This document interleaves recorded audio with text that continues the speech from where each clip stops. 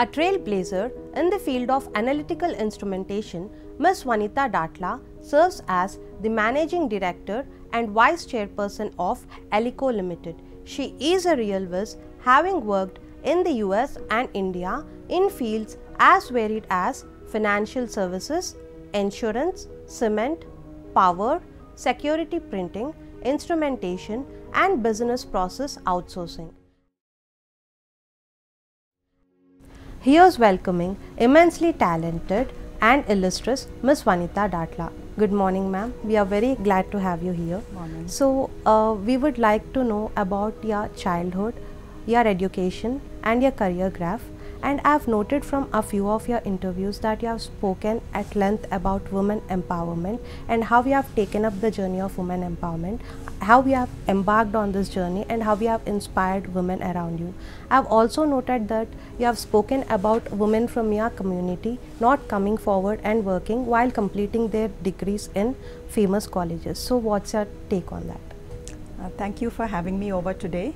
And I was born in a very traditional and conservative community, which really didn't look at promoting women into the workplaces. But while growing up, I was fortunate that my grandfather actually did not stay back in the village. He actually moved out for his own education, and then later on he became an entrepreneur after his retirement from a professional service. So I actually grew up in an environment where I saw a lot of other people from different communities, especially women, study very well and also pursue a career. And I also found during my childhood that women who were actually working, had respectable positions, garnered more respect, had a voice in the community. Whereas women who just became homemakers, they actually did not, they were just very silent, they were not given their due importance. So I think very early in my own childhood, I thought I should not be just a homemaker, and I wanted to actually follow my father. He's a doctor, a reputed surgeon. I wanted to actually pursue the medical profession, but that didn't happen. I think destiny had other things in store for me. So I got married at a very young age. By the time I was 18, I was married, and I had to move abroad along with my husband, who was pursuing his master's there. So there again, the environment in the United States was very different almost 3 decades back. See, I've actually spent almost 30 years in my career now. 30 years back in India, especially for women, we are always under the patriarchal thumb of the family. It is either your father, your grandfather. After you get married, it is by your husband. Yeah. But in the United States, I found that irrespective of gender, very young independence was given at a very young age. In fact, I think children there, after they finish their high school, they are allowed to go out of their homes, study, pursue whatever they want, take their own independent decisions, work wherever they want. So I sort of gravitated towards that sort of a freedom. I thought I should also be financially independent. I had my first opportunity there to actually join insurance agent, and I worked as a personal assistant to him. And getting my salary that first month gave me such joy. I mean, until then, asking money was always, I had to ask somebody in the family for anything, even my personal needs. So that always felt a little bit difficult for me. Once I started earning myself, I found that financial freedom was something I didn't want to part with. So once we moved back to this country, I then went ahead and started getting qualifications, and then I knew that, see, I was inexperienced and I didn't really have the necessary qualifications to go into the workplaces. So I knew that even if I go and apply for a job anywhere outside, nobody is going to give it to me. By then, my grandfather, as I mentioned earlier, he had become an entrepreneur and he set up a number of companies. So the first thing that I did was go and ask him if he would give me a job, and that's how my career started, I think in 1994. And ma'am, one more thing which is being widely spoken about, even if you see in Bollywood, that there's a large pay gap disparity between men and women, and yes, women are voicing it out. But do you think it can be solved in the recent times, or it will take more time, or how can we work around it basically? So I think in the organized sector and especially in corporates, a lot of policies have been put into place where you cannot discriminate equality based on gender, whether it is in wages, whether it is in the work that is allocated. So a lot of checklists have been put into place. There are certain unorganized sectors where it is still difficult. It will take time, and unless collective efforts are given, put, and the focus is actually put on it, maybe by policies that are mandated. I think disclosures also have to be there, and of course you need to have strong women and men who will voice out these things. And I've also observed that you have also spoken at length about having a high school in every village in a rural area, and at least one junior college for 4 to 5 villages in that region, which will help the women students study. So in this illustrious journey of yours, have you had the opportunity to go to those rural places and interact with the women and children, and just know how they are going about it? Because I don't think many women are coming out and working. So what are the I wouldn't say steps, but how did you voice that opinion out of bringing those women from rural areas? So during my tenure of CII chairperson, I had the privilege to actually attend a lot of programs that were actually in Tier 2 and Tier 3 towns. So one time when I had gone to Bhadrachalam, I think I was actually invited to one tribal area where a lot of tribal girls were given sewing machines by few corporate sponsors. So I had the opportunity to interact with these girls. So all these girls unfortunately had to drop out of school because their families couldn't afford to send both the boys as well as the girls. So the boys were given preference and they were sent to school, while the girls actually stayed back at home and took care of household chores or went into the fields to help out with the family income. When I actually interacted with these girls, most of them were very, very bright. They wanted to study. They were actually going through the distant mode to actually get their high school certificates, which was really commendable because they were taking care of their brothers, they were taking care of the family, they were helping in cooking. And then when this corporate sponsor came forward and gave them sewing machines, they went ahead and learnt tailoring capabilities. So they started making clothes for the villages, for the families. So they earned a little bit more money for the family, but they used this money to educate the boy child. So I asked them, what would you like to do? So they said it will be nice if we can get an opportunity to learn English, to learn spoken English skill sets, so that tomorrow when we come of age, we don't have to just become a tailor, but then we can actually go about and do some smaller jobs, maybe a personal assistant, maybe some typewriting skills. So I think government needs to also look into these areas. Corporate sector who does a lot of CSR, they have to look into these areas, so that we can then bring about that section of society to the next level. Ma'am, like slightly deviating from the topic, I just had a doubt from our previous conversation. As you said, voicing out opinion for a woman is very important, and once they are in the field for 30 to 40 years, they get to the position where they can voice out their opinion, yes, and they will also be heard. But I just had a doubt because you were working with your grandfather, which is his own company, so, and you had the authority to maybe command people or let people know your opinion. So why didn't you do it at that stage, or did you just were you shy, or was it there were some factors that you were holding back? Or yeah, so definitely I was very inhibited. I was not the person that I am today, because today I have a lot of experience. I have a lot of information about what's happening. I mean, I'm able to command a lot more things than I could at that point of time. See, when I joined my grandfather, I was barely qualified. I just finished my bachelor's, that too through a distant mode. I didn't have any experience, and when I was meeting or talking to people within the company, they're all very experienced, highly qualified individuals, and I felt, I mean, what is it that I can tell them that they don't already know? Second thing, they always view me as part of the promoter family, so they wouldn't probably take me for seriously. And second thing is, I'm a lady. If it was a man, maybe if it was my brother, they would have put in a little bit more effort to groom them, to sit next to them and not to teach them. But being a lady, they also had those inhibitions. You can't actually blame them because they were not used to having too many ladies in the workplaces itself. So how do they deal with a young girl who's about, say, 26, 27, who's coming there, who has no degrees, no qualifications, no experience? What do you do with such a lady? So definitely I couldn't open my mouth, I couldn't say anything. but slowly over no time I was able to develop it. So ma'am, is that what led to you to pursue your doctoral degree in ISP? Because based on these points I could correlate that you were currently pursuing your doctoral program.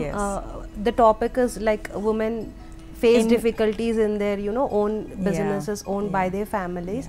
So what kind of points are you trying to convey to the society through your... So today if you look at the Indian context, or actually the global context, a lot of the companies are actually family managed and family owned. I think in India it's almost about 85% of all companies are actually family businesses, because it is either family managed, family owned and run by the family itself.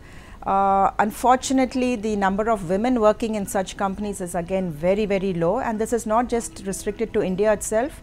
Globally the same phenomena, because nobody sort of entrusts the family wealth or the family assets to the women family members. Rather they would give it to the male family members. So sons, grandsons, nephews, they get precedence. Sometimes even sons-in-law get the preference rather than getting your own daughter or your sister or your granddaughter into the business. So this actually, because from my own personal experience, I've been part of 3 family businesses. I worked with my grandfather, then I worked with my brother, now I work with my husband. So I've understood that there are a lot of challenges women go through. I wanted to understand how is it for other women in this field, and that's what led me to look into this subject.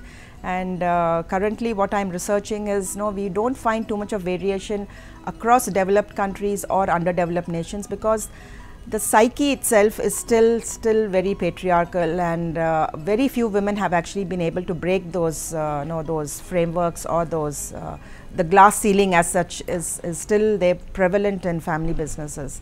So I'm trying to bring about the successful women who've actually come out, who've made a name for themselves, who've created fantastic family enterprises. So if we can bring about such successful stories, they become role models for the next generation. They also become an eye-opener for family businesses who are actually overlooking or ignoring their women family members. So I'm hoping that with the research that I'm doing, it becomes an eye-opener for everybody around, and I mean, there can be some steps that can be taken so that they change the the situation, so that the next generation of members who come into the family businesses, irrespective of gender, is only looked at meritocracy and their ability to run the company and their interest in coming and running the company, irrespective of whatever gender the person may be. I think you have already broken the glass ceiling with your endeavors and all that. So were there any instances wherein you felt in your family business you wanted to voice out your opinion, and it was as per your perspective totally right, and it could do some benefit both to your employees and the organization as well, but it was kind of dominated or just changed because either your father or your grandfather or your husband was not okay with it, and you felt overlooked or undermined? So were there instances? There are numerous instances. I mean, if I again get into the depth, it's going to create another total interview, I guess, but there are numerous instances. But see, what I chose to do is not to get into a conflict mode, and to understand their perspective also. See, I bring something to from my own perspective, somebody else brings their solution to that to that issue. So if mine gets overridden or overlooked, I sort of keep calm. I sort of see how best I can either adapt to that situation with somebody else's perspective or try to do something else. So I don't hang on to it and then go into conflict mode and say that no, it has to be my way or no way. So I'm not that sort of a person. I think if you are that very aggressive and assertive, then you won't have a very long tenure in any company for that matter. So you have to learn to collaborate, you have to learn to go with the flow. Sometimes it goes in your favor, sometimes it doesn't go in your favor. And one more thing, ma'am, like many instances you would have felt overburdened both by work and taking care of your family, and many of us feel that way. For example, at the end of the day we are very tired and we have our kids hanging around who need our attention. So at some point maybe every woman in her life might have faced this issue that I should just quit and take care of either one of the things. So there might be definitely points in your career as well, but if you could help us understand what made you overcome that, maybe we could take that as an inspiration. So I also had such instances. There were times when I wanted to quit. I thought, why am I just doing all this? I might as well be comfortable at home. But I think a lot of the credit should go to my husband, because he was the one who supported me to pursue. Also, maybe my family, see, once they got to know that I was doing reasonably well, they gave me the support. They sort of said, it's okay, go ahead and get into the business, and at least even if you work few hours, at least go ahead and be a working woman. So I think I can give credit to my family and definitely my husband, because if he was not the person who had actually pushed me a little bit ahead and said, no, go in, there will be bad days, but there will be good days too. So if you can hang in the bad days, then definitely you will come into the good days. That also, I think he was one of the reasons why he pushed me into these networking forums, and that's how I got into Confederation of Indian Industry, and that again opened up a huge different idea and perspective for me, because until then I was only restricted to my own office, to my own company, and of course my own family. So I really didn't interact with anybody outside of my own company. And that sort of restricts your view about what the entire world is all about, what the economy is all about. So once you start getting into these networking forums and you start listening to people, you start interacting with people, then you realize that you are just still a minute speck on this on this entire earth, and there's so many more issues that actually you can start contributing, you can start helping. So I think that was a big eye-opener for me. And as you asked, I mean, you definitely need some support. You can't be fighting your battles every day at home and as well as in the workplace. So if at home some things are taken care of, during those tough times, then you will be able to go over that phase and then get into better times. So yes, for me today, both my children are married. They have their own children. I'm a proud mother of 4 grandchildren. That's awesome. So had I not continued, I would have just been a grandmother at home today. Yeah. But because I was able to sustain through those difficult times, I'm still actually being quite active in the workplace. I'm able to add a lot of value to a lot of women. I mentor a lot of women today, working women. I'm hoping that I bring some sort of value and difference to their lives, so that they do not hang up their boots and they will continue to be in the workplace, because tomorrow such women will be the people who will sort of define the next generation's policies, the next generation's ecosystems. So we need more women in such places. I think I know your mantra, which is, I know you have spoken in one of your interviews that, to sustain and to consistently be. You have advised women always to aspire and, keep achieving things when they are even in doubt. So what is the advice that you have given your own daughters, or you would want to give your grandchildren, like being a woman, they would be obviously carrying forward your legacy. So especially in these times, how do they overcome or massage the male ego, I would say, because relating to this, I also have a doubt wherein you were elected as the chairperson, or when you took up key positions, I'm sure they might have been a lot of men who were not okay with it. Yes. Or they were that why can't we be in that position, it's being offered to a lady, maybe she has some privileges. So definitely they would have caused some hindrances in your work. So how did you manage to overcome that? Definitely, when I became the chairperson, it sort of caused a lot of furore against a lot of other men. In fact, a lot of men were actually vying for this position. And on the flip side, I actually had no clue that I was even being considered for the position. So it was totally a shock for me when I got the call from very senior people saying that we are thinking of nominating your name, and so I was, when they actually called me, I told them, see, one, I don't have any exposure, I don't have any experience, I don't even know how to deal with these sort of things, and it's you become a public figure at that point of time. You are the channel through which the industry and the government actually interact. You're supposed to be the face of the entire industry. You're supposed to talk about various industries, not just your own company domain. So I thought I was totally inexperienced. So they assured me that see, we will be there, we will guide you, but don't worry, I think you have that talent within you and you will be able to do it. So sometimes, especially for women, we always suffer from the imposter syndrome. We feel, why are we being chosen for this? Do I really have that skill set within me? Am I really qualified to do these things? Whereas for men, they actually don't have it. And I'm generalizing this because a lot of men that I know feel that even if they're not qualified, even if they're not experienced, they will go ahead and take up that role and they will learn on the job. So I think women, that way we feel that we have to be 100% prepared to be able to take up some sort of a new responsibility, but men don't need that. So if you ask me what I will actually advise, the younger generation, whether it's my daughter, my daughter-in-law, my granddaughter, so today I think the situation is much different from what it was 3 decades back. We had a fire in our belly because we had to break some shackles, we had to break the stereotypes, we had to break the existing frameworks and come out of those frameworks to be able to do something of repute, to do something of value to yourself and to your life.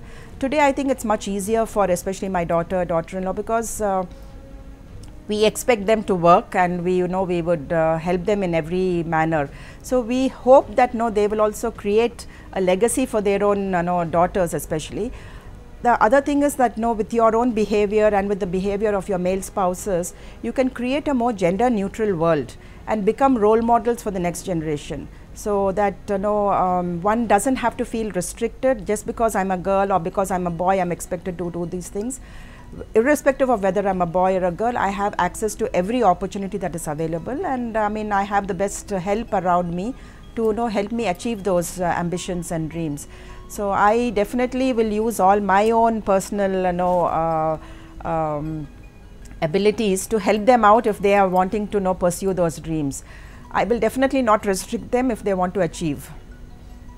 And along with the gender equality and all that, you have also spoken at length about fitness of women and health of women, because at a lot of times we tend to ignore our own health when we keep running about our chores both at home and work. And I've also come to know you are a very fitness enthusiast. You have ran some marathons, and you are also interested in skydiving and all that, those interests that you pursued when you were in the US.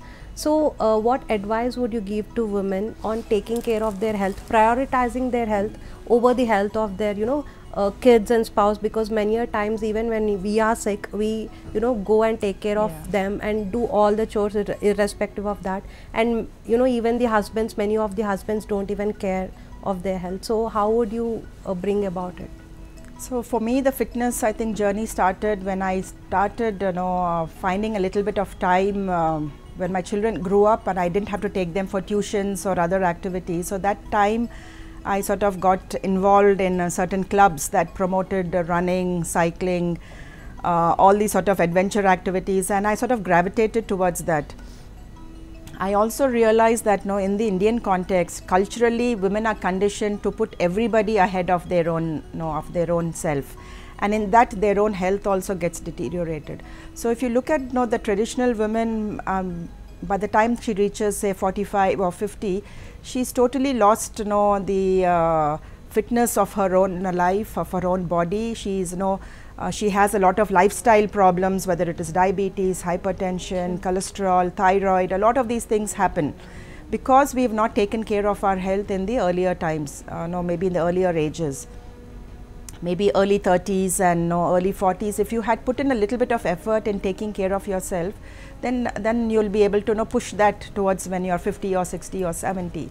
So what worked for me, I think, was trying to help achieve a very physical and a fit lifestyle, so that my children also sort of look at me and think that yes, I think we can also do these things along with taking care of family, along with running behind our careers.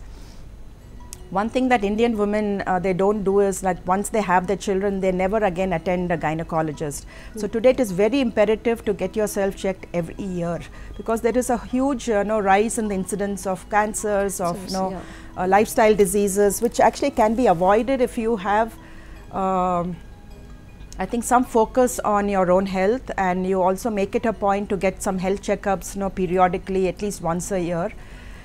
What I feel that is, if a healthy mother or healthy wife will create a healthy family. If she herself is sick, then she will not be able to devote any time to any of her other pursuits, whether it's family, whether it's career. So I think that is very, very necessary, that women have to take care of their own health, prioritize their own health first, and then take care of other people, because then you can do it for a longer span of time. Even after you're 60 or 70 or 80, you can be still active, you can contribute to the family itself, you can take care of your grandchildren like I'm doing right now. I know I'm very active grandmother, I'm a hands-on grandmother, I'm still very active. I mean, though I'm not into cycling or running today because there was a break since COVID, but I think having a positive mind and a positive body will help you have a better quality of life. So when you were the chairperson of CII, did you have any chance to conduct any health campaigns or health awareness sessions for women in rural areas? Yes, we do a lot of, we continue to do a lot of health camps, and also I'm associated with a couple of NGOs where we do focus on the health of women, health of children. So we do regular medical camps. Also we have a ladies wing for the Confederation of Indian Industry for women, working women professionals, and this is called the Indian Women Network, and they do a lot, and for them one track or one focus area is on health and well-being.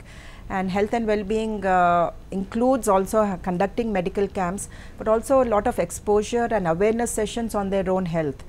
Today, because a lot of issues happen with gynecological problems or with cancers.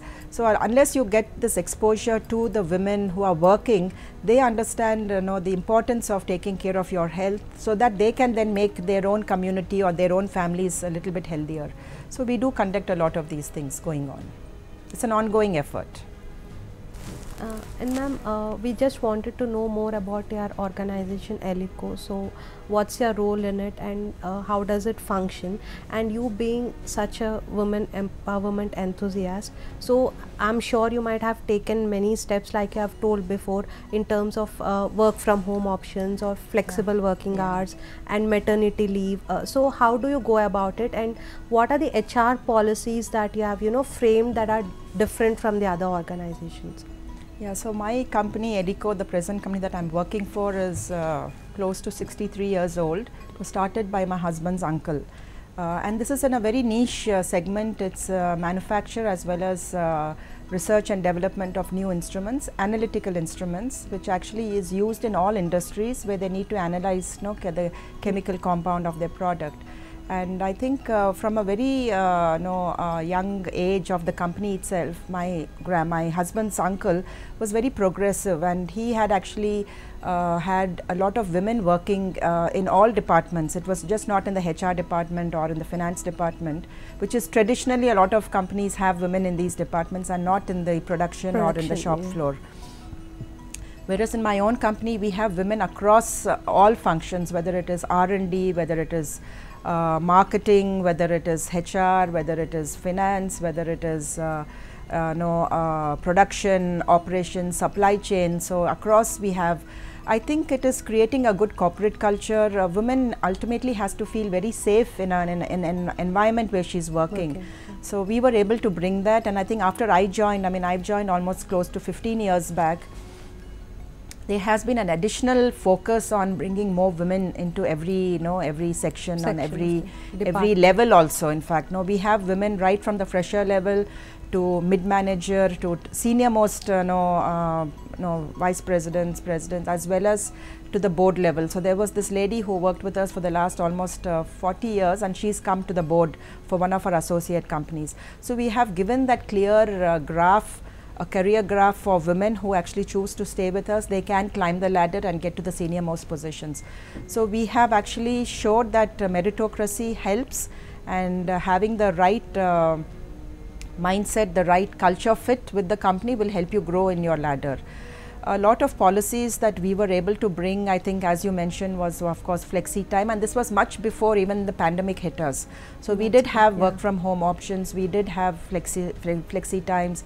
We also gave leave to people, extended leave for people who just not during maternity breaks, but also other times when they had to either go abroad for to help out a daughter who was delivering her baby, or to maybe go on a sabbatical for getting an additional qualification. So we've been able to support them because they were able to support us during our operations and during the company's growth itself. So we have been consistently winning one award, which was constituted by Avatar and the Working Mother Group. So for the last 5 years, our company has actually been winning a place on the top 100 companies in India itself. That's great, yeah. And I think we came to a fantastic ranking of almost 13th or 14th rank in that entire list of 100 companies. So that shows the commitment of the organization to promote women at every level, also to enable an ecosystem which will create safety for that working woman who's there with us. Also, we conduct regular workshops, regular training sessions to enable women to continue with working with us. I think everybody in the organization understands that diversity is one of the key areas for the company. Also the male allies, because you ultimately also need male allies to help you support this entire system. So I think we've got a fantastic set of male allies, right from the lower level to the senior most level, right up to the chairperson. My husband is also very, very proactive that way. Since he was, I think, very instrumental in my coming to this position, he again is very instrumental within the organization to ensure that women also get their due and they are recognized for it. So ma'am, what I feel is like you have mentioned in one of your interviews that India is lacking that fair field wherein both women and men can come to work and then go back, and where women are also given ample rest like the men are. Yes. So that fair field is lacking in India, and yes. I think very few women are fortunate like you, wherein the husband supports and all that. So in the cases where there is no support from the family, or women have to fight for that right to come out and work, so what factors do you think should inspire them to take that step, or even even if it is causing disturbances in the family, how can they overcome it? So I mean, a lot of conditioning has to happen to the men too, because they also need to understand that having a very productive wife will actually help them in the long run. So I know it's very difficult to change the male psyche, and the only other option is to have very good role models, who have broken the stereotypes, who have actually become very successful and also have a very good personal life too. So if you can showcase such such role models, society will then start looking at it, looking at how they've become successful, and then try to aspire for it. See, today, I mean, if you look at a normal boy, if they have conditioned that you have to go and work, and your spouse will have to sit at home and take care, then with that conditioning they grow, they don't expect anything else. So they expect their wives to also stay back at home and take a major responsibility or a major share of the responsibility at home. But if they are conditioned right from childhood that you also do your own chores, you also contribute to the household chores, you also take some responsibility, then they grow up to become more allies, they become more equal partners in the relationship itself. So nowadays, whenever I go to universities or talk to students, I tell the boys and I tell the parents who have actually come there for their for those ceremonies that when you are choosing girls, when you are choosing daughters-in-law, ensure that you also give them the opportunity to continue to work, because they are doing extremely well in the education. Most of them bag all the gold medals. Yeah. In most of the universities during the convocation, I see all the women coming and bagging the the gold medals in every subject. But afterwards, what happens? They just sit at home. During my own college days, I remember I had classmates who used to top, who were gold medalists, who had state #1 ranks. But today, very sadly, they've just become homemakers. See, it could be out of choice also, but I think if they had been in the workplace, if they had come into positions of power, they could have shaped a lot of things for the next generation. So I feel that is what is lacking maybe from my generation, but hopefully in the next generation that will not happen. But coming to the current generation, there's a major doubt, not only with me but many people have it. If we see some 3-4 decades back, when there were marriage alliances, so many of them preferred women who were homemakers, or yes. they demanded them to yes. fend for their family and be at home.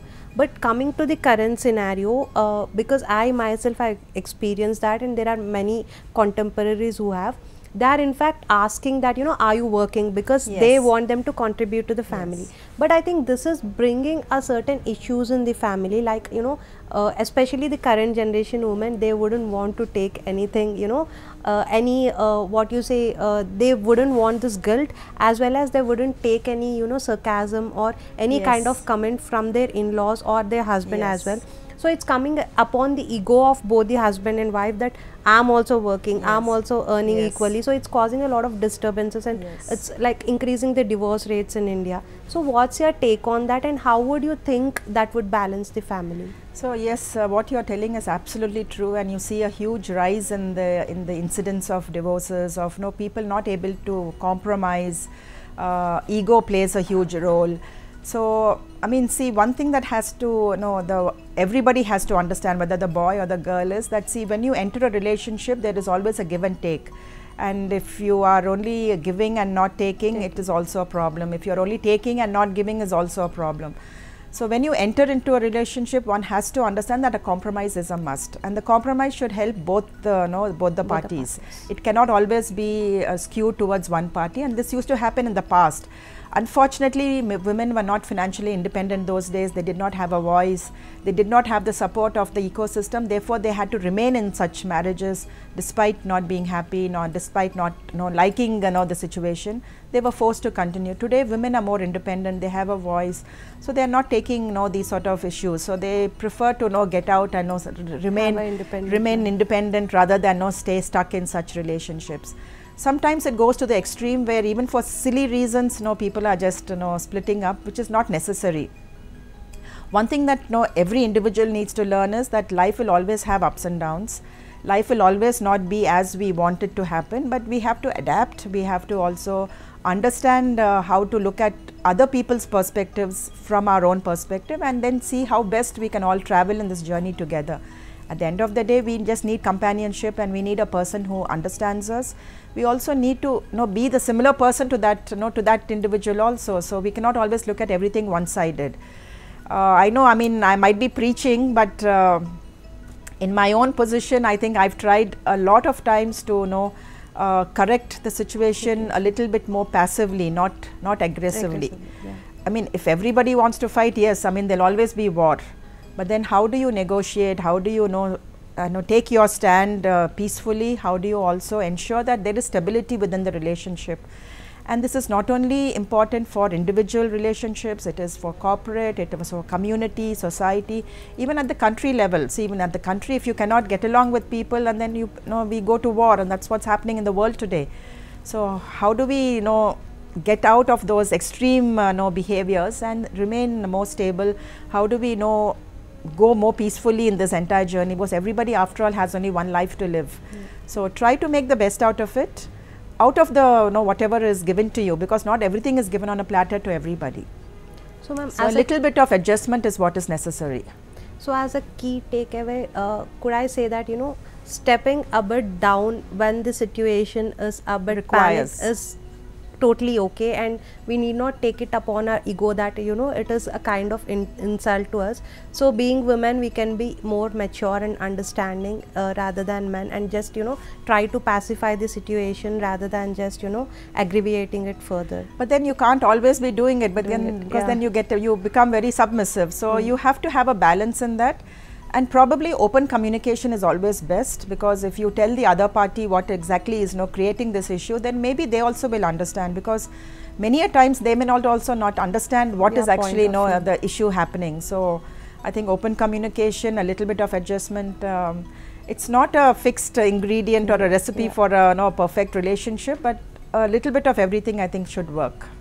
And we also heard of an entity called Divershefy. So we would just want to know more about it. Yeah, so there is this lady called Sylvia Smetana who actually founded this company called Divershefy, and we actually got associated then through our networking journeys, and I'm a co-founder, I'm a founding member actually for that organization, and our aim is to ensure more women in senior most positions, that is your CXO roles, C-suite roles, as well as board positions, because that is where the future gets defined, the future gets articulated. So if we don't get women into such positions, everything that happens will again be skewed. So the next generation will again have the same challenges that we as a generation had. So because both our perspectives on women empowerment aligned, she invited me to become a founding member, and I joined. So today we work with a lot of women who are in the mid management level, who are seeking senior level positions, not only within the country but globally. So this is a global platform where we have members from different countries everybody is seeking to get to the next leadership position, and we try to train them in these skill sets. We also open the networking opportunities, and we also open them up for positions in different boards. When boards are looking to get independent women directors, we are looking, companies are looking to get C-suite leaders, women leaders. So we try to create that platform where they can actually come and look at the qualified members that we have and then select from them. That's great, ma'am. And like, in per se women empowerment, what is the advice that you would want to give all this Gen Z millennial kids of today? How should those men behave, and how should the women, and how can we bring a common ground so that this factor which India is lacking in can be brought to the limelight? Definitely, I don't think the younger generation will like any advice being given from old people like us, and I think today they are all very well educated, qualified, they have the exposure, they exactly know, they have so much of clarity that we actually lacked during our time. But one thing that I always tell youngsters, what actually worked for me and what I've been practicing over the last so many years, and this was articulated very well when I went to Japan, and I heard it from one of the professors there that I had an interaction with. And she said, to be a true leader, one needed to have 6 ups. And I always share that with the people that I also meet, because I feel that it articulated the way that one can actually carve out their own careers, their own personal lives to become much better. The quality improves, and also you're able to add a lot more to people around you. So she told me about 6 ups that leaders should have. So the first thing is to show up. Show up is you have to actually go to wherever it's necessary, because a lot of women get inhibited. They say that's okay, let the men do it, or no, let somebody else do it. Already I'm burdened with household and my own career. Why should I get into all these additional issues? So showing up, I think, is very important, because it actually saves you from learning these things from, say, a textbook, but being there present will actually help you understand the situation, and it is actually half the battle won, because you're going there and you're understanding what's happening. The second up is to speak up, and especially Indian women, we don't use our voice where it is necessary. Even today, whenever I go into forums and when we ask questions, women rarely put up their hands, or they rarely speak up. Unless you speak, how will the entire audience or the forum understand what your perspective is? So you have to use your voice and speak up. The third up is to look up, and for me, looking up is to look up at role models all around you. Also to look at the future, and how do you want to carve your life? At the end of it, how do you want to be known at? How do you like your life to pan out? So ensure that every step that you take today helps you reach that that goal, that ambition that you have carved out for yourself. The fourth up is to team up. And earlier you asked me that a lot of men don't help out in household, and women are expected to. So you have to create teams, irrespective of whether people are helping you or not. See that you find other people who will help you out, both at the workplace as well as on the home front. So it can be your relatives, it can be extended family members, it can be friends, it can be domestic help. Ensure that you create teams, because as you create teams in the workplace to help you out with your work, delegate the irrelevant work to those people, and you concentrate on what is more value added. And this is where a lot of women actually fail, because when they take up so much of their responsibility, they get burnt out, and then the first thing that they sacrifice is their career. So don't do that. Ensure that you create teams. As you are creating teams within the company, create teams on your personal side, so that it helps you out during those difficult phases. The fifth up is again very, very important for women, is don't give up. And here for the men also is to understand how that the women should not give up. Like in my own case, when I gave up many times in my own career, my husband nudged me, pushed me, encouraged me, said, no, you better go out and don't waste your brains, start working. So you need an ecosystem that will help you, but personally also you have to have that ambition to not give up, because then all the battle is lost, because you've put in so much of time, energy and effort into your education, into getting that experience, and then suddenly you just drop off. It's not going to help anybody. And the last step is for leaders. For a true leader, you do not create followers behind you, but you ensure that you create more leaders. So lift others up. So that was the last mantra that she said. And if you come to a position of power, if you come to a position of influence, ensure that you lift the people all around you also to that level, so that it helps the entire society. So show up, speak up, look up, team up, don't give up, and lift others up. So these 6 ups, that lady beautifully articulated it to us. I think I've been using it all my life, but when she articulated it that way, I thought it was very nicely summarized, and I've been using it now to tell a lot of the younger generation that they should also be following it. I think because you have also spoken elaborately that, you know, women shouldn't give up and should have the open-mindedness and the passion to learn. And, you know, you have also spoken in one of your interviews that, you know, the first point where we fail is, you know, I think the constant fear of being misjudged, or, you know, what is she to speak, or, you know, how can she be more superior than us. So I think that's the factor that's holding back a lot of women. That the imposter syndrome, as I mentioned earlier, because you feel, are you qualified enough to actually be saying it? See, the first few times people will talk. I mean, irrespective of you being highly qualified, highly talented, also people will talk. So you might as well go ahead and share your perspectives.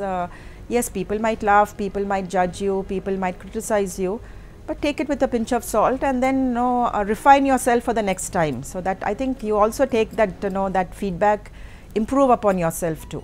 Kind of motivation factor. So ma'am, rather than this being an interview, it was like a kind of enlightenment session that we had a lot of inspiration and lot of key takeaways that I think I would follow it for the rest of my life, and would give this also to my colleagues and also my family, so that they get inspired by you. And we thank you for being here, and it was a very nice time interacting with you. Thank you so much. It was my pleasure. Thank you. Thank you.